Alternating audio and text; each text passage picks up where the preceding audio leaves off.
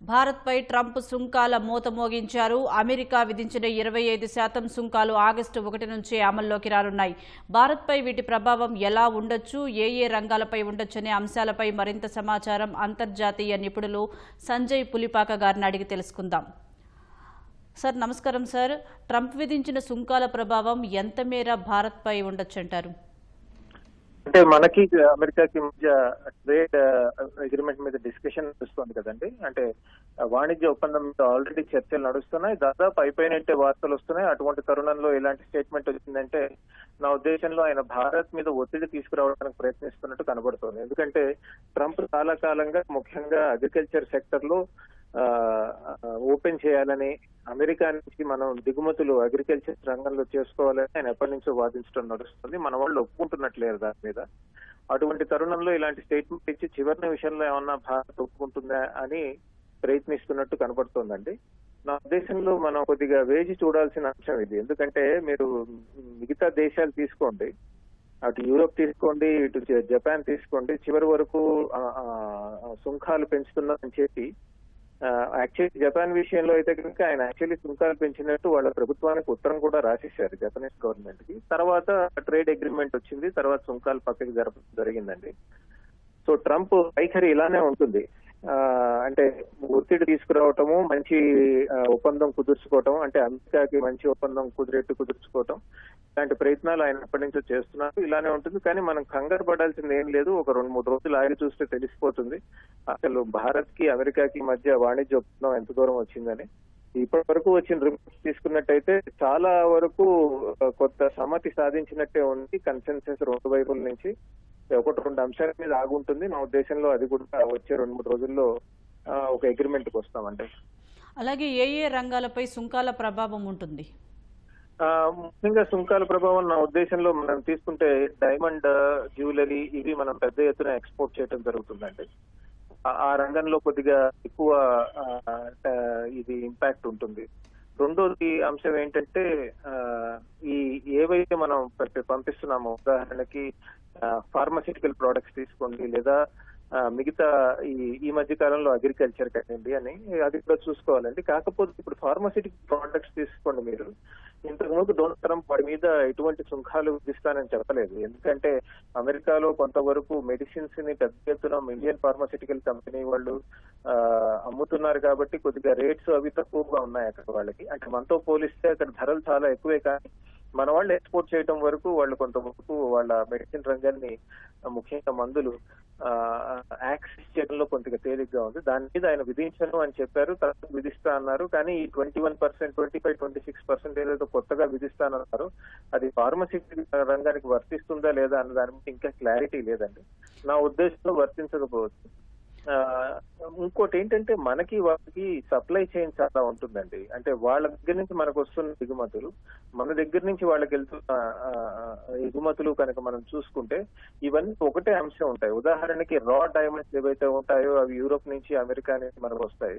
మనం వాటిని పాలిష్ చేసి అమెరికాకి పంపిస్తే దాన్ని జ్యువెలరీలో వాళ్ళు వాడటం జరుగుతుంది. సో ఒకదాని మీద పెంచితే అన్నిటి మీద ఇంపాక్ట్ ఉంటుందండి.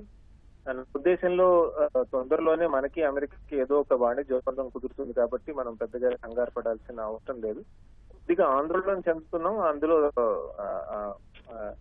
Nothing wrong with it. But నా ఉద్దేశంలో ఏదో ఒకటి అగ్రిమెంట్ అయితే తొందరగా వస్తుందని ఆశిస్తున్నానండి.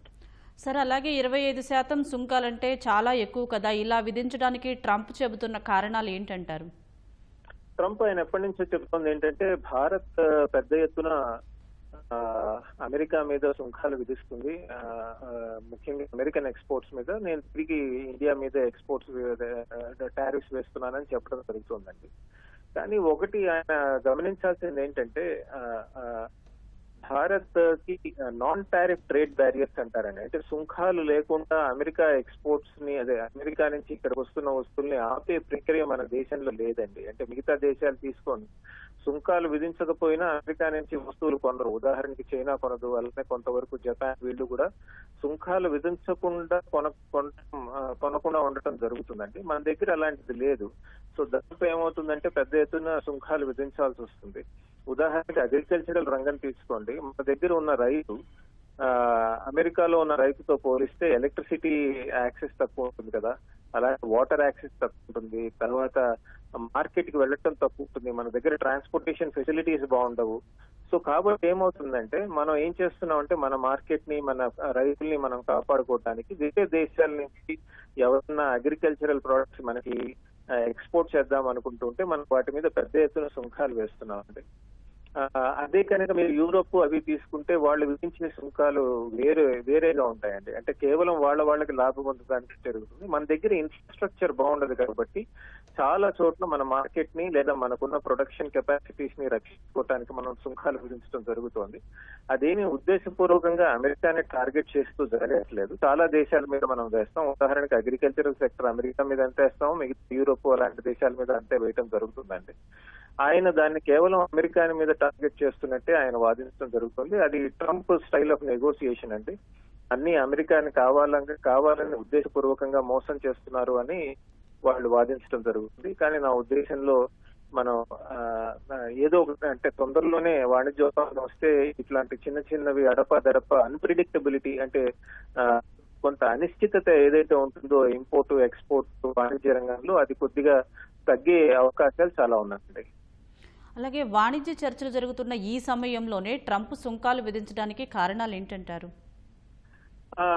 ట్రంప్ స్టైల్ ఆఫ్ నెగోసియేషన్ అలానే ఉంటుందండి. ఆయన మీరు తీసుకుంటే ఇంతకు ముందు April 1st కి సుంకాలు వేస్తానని ఏదో చెప్పినట్టు, అంటే డేట్స్ అటు ఇటు అయి ఉంటుంది. తర్వాత జూలైలో ఉన్నారంటే తర్వాత ఇప్పుడు మార్చారు. ఆయన ఒత్తిడి తెచ్చి వేరే వాళ్ళ దగ్గర నుంచి అమెరికాకి బాగా ఉపయోగపడేటువంటి వాణిజ్య ఒప్పందాలు కుదుర్చుకుందామని ఆయన ప్రయత్నిస్తున్నారండి.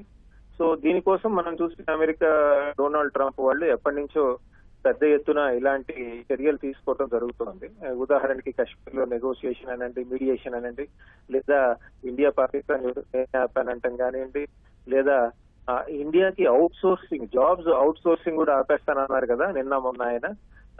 తర్వాత ఇప్పుడు టారిఫ్స్ అంటున్నారండి. ట్రంప్ ఉన్నంత కాలం నేను ఇంతకు ముందు చెప్పినట్టు ఇండియా అమెరికా రిలేషన్స్ గంటలు నూరేళ్ళ ఆయుష్ లాగా ఉంటుందండి. మీ స్పందన తెలియజేసినందుకు ధన్యవాదాలు సంజయ్ గారు.